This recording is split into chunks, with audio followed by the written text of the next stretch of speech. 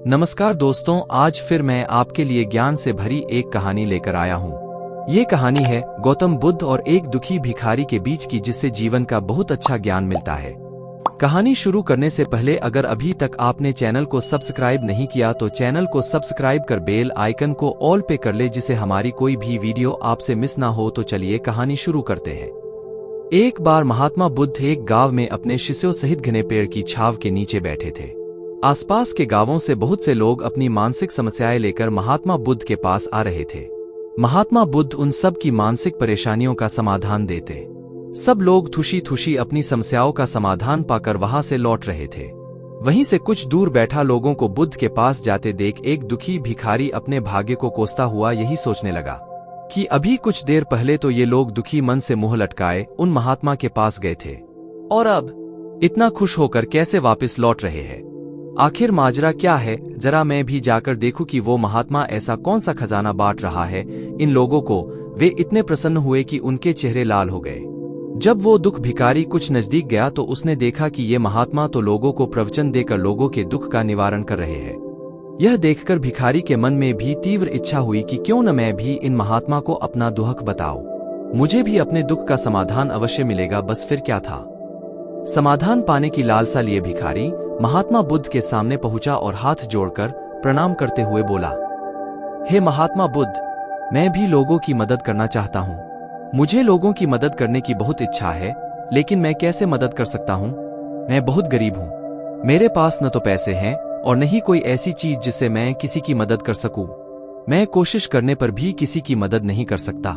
मुझे भगवान ने इतना गरीब क्यों बनाया? हे महात्मा, मुझ पर कुछ कृपा करो। इतना बोलते हुए भिखारी रोने लगा। महात्मा बुद्ध बोले, आप बहुत अज्ञानी हैं, क्योंकि आप अभी तक इस भ्रम में जी रहे हो कि तुम्हारे पास कुछ नहीं, जबकि दूसरों को कुछ देने के लिए तुम्हारे पास बहुत कुछ है। तुम बिना धन और वस्तु के भी दूसरों की मदद कर सकते हो। तुम्हारे पास जुबान है, जिससे तुम मीठे शब्द बोलकर किसी के दुखी चेहरे पर मुस्कान ला सकते हो।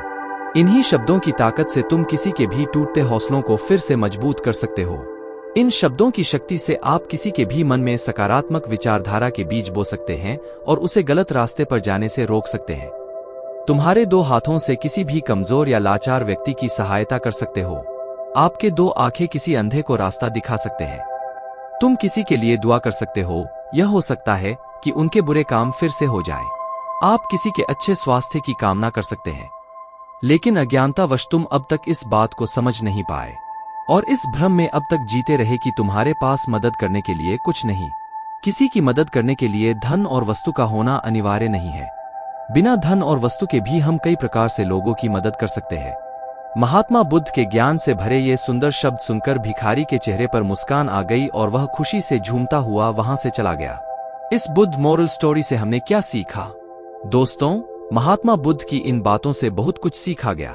आजकल बहुत से लोग यह सोचकर दुखी होते हैं कि मेरे पास ये नहीं है, बल्कि जो आपके पास है उसी में संतुष्ट रहना सीखें और बिना मतलब के लोगों की मदद करें। इन्हीं से आपको परम सुख की प्राप्ति होगी। कहानी खत्म होती है। तो दोस्तों, आज की कहानी कैसी लगी आपको कमेंट करके जरूर बताएं, और अभी तक आपने चैनल को सब्सक्राइब नहीं किया तो सब्सक्राइब कर बेल आइकन को ऑल पे कर ले, जिससे हमारी सभी वीडियो आप तक आती रहे। और वीडियो को अपने दोस्तों के साथ शेयर करें और लाइक करें। फिर मिलते हैं एक और कहानी के साथ, तब तक के लिए धन्यवाद।